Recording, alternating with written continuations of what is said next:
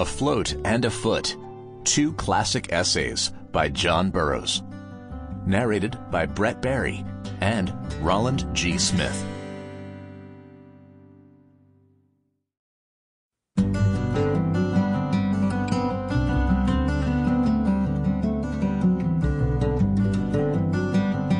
Pepacton, A Summer Voyage.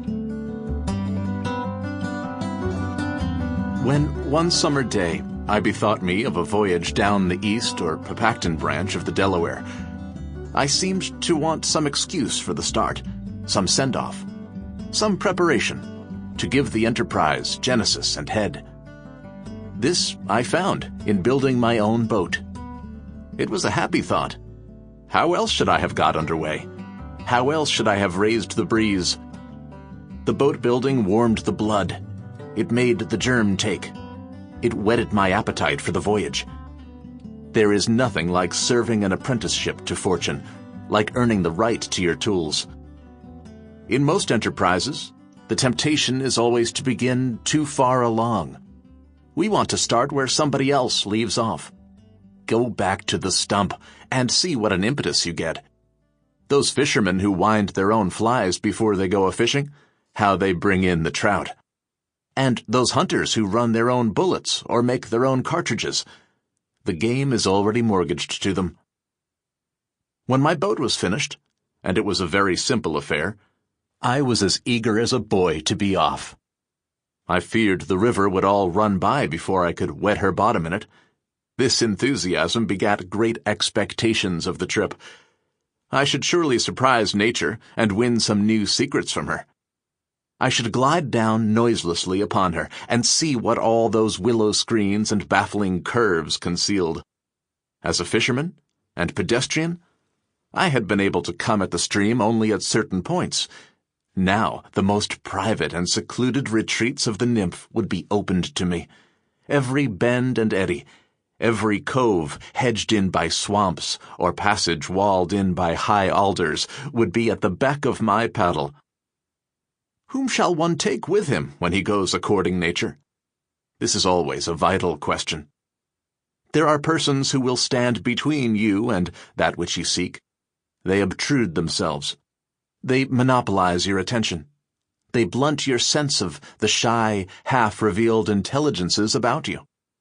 I want for companion a dog or a boy, or a person who has the virtues of dogs and boys: transparency, good nature, curiosity, open sense, and a nameless quality that is akin to trees and growths and the inarticulate forces of nature. With him, you are alone, and yet have company. You are free. You feel no disturbing element. The influences of nature stream through him and around him. He is a good conductor of the subtle fluid.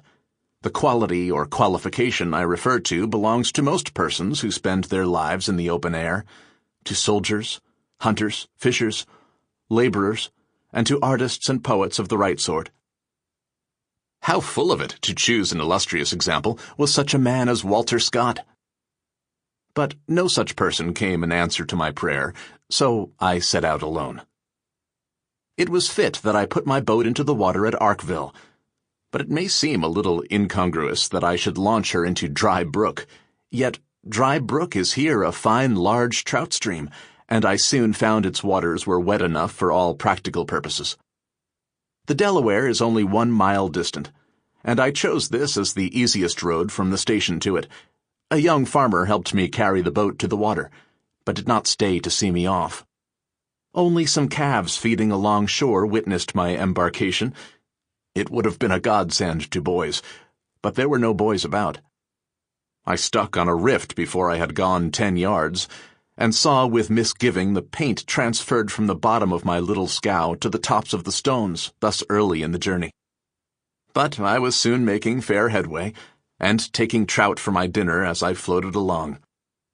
My first mishap was when I broke the second joint of my rod on a bass, and the first serious impediment to my progress was when I encountered the trunk of a prostrate elm bridging the stream, within a few inches of the surface.